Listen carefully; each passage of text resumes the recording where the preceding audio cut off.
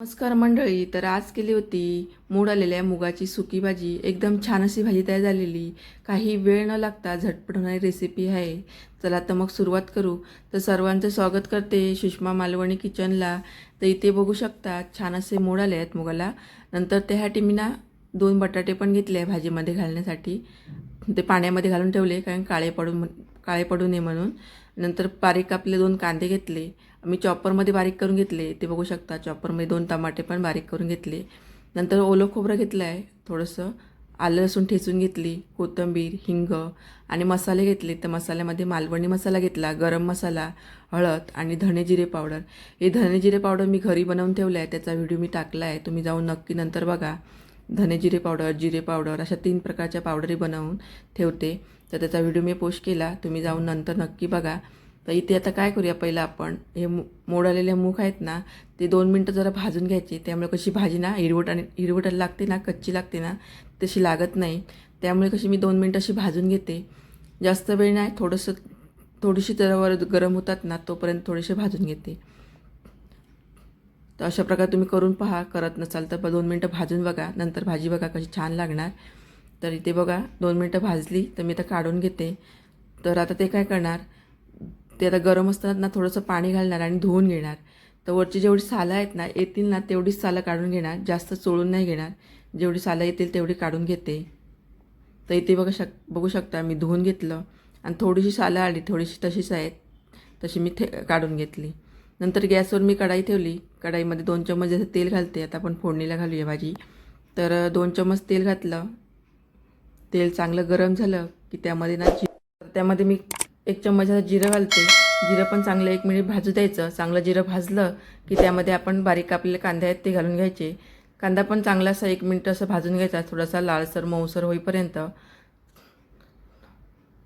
तर इथे बघू शकता चांगला असा मी कांदा भाजून घेतला थोडासा.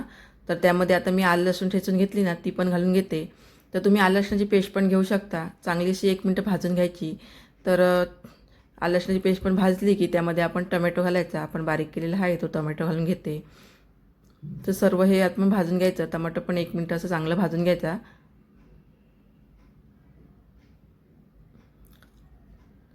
तर इथे बघू शकता टोमॅटो पण मी 1 मिनिट चांगला 2 मिनिटं भाजला आहे.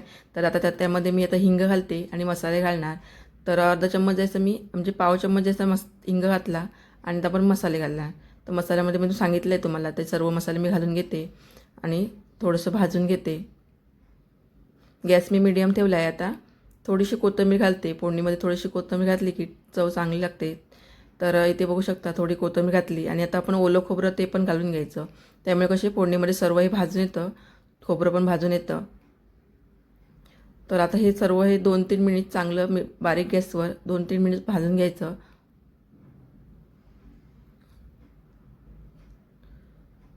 तर इथे बघू शकता मी 2-3 मिनिट चांगला असा मसाला भाजून घेतला. छान असा मसाला भाजला आहे. तर त्यामध्ये आता आपण मूग घालायचे आणि 2 मिनिटं चांगली अशी परतून घ्यायची. आता बटाटे पण घालते त्यामध्ये.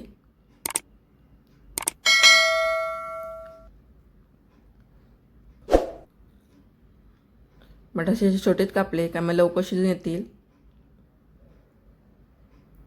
तर चवीप्रमाणे मीठ घालते. मीठ घातलं नव्हतं.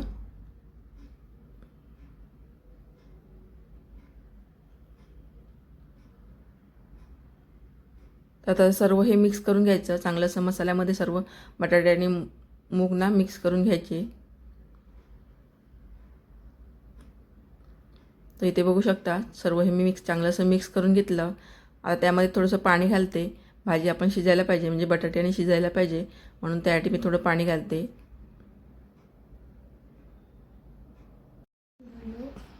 तर तुम्ही जास्त पातळ ठेवत असाल तर थोडीशी पाणी जास्त घाला. तर मी ती सुकी भाजी बनवणार म्हणून थोडंसं पाणी घालून घेते.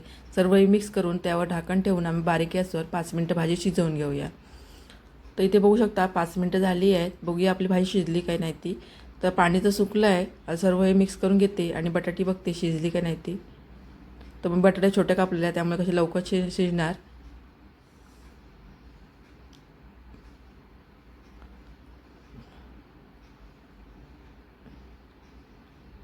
तर इथे बटाटी पण शिजली आहे. छान अशी भाजी तयार झाली आहे. तर त्यामध्ये आता थोडीशी कोथिंबीर घालते. अशा प्रकारे आपली भाजी रेडी होते, एकदम झटपट तयार होते. तर तुम्हाला कशी वाटली तुम्ही नक्की कमेंट करून सांगा आणि आवडल्यास व्हिडिओला एक लाईक करा आणि चॅनलला पण सबस्क्राईब करा. तर इथे बघा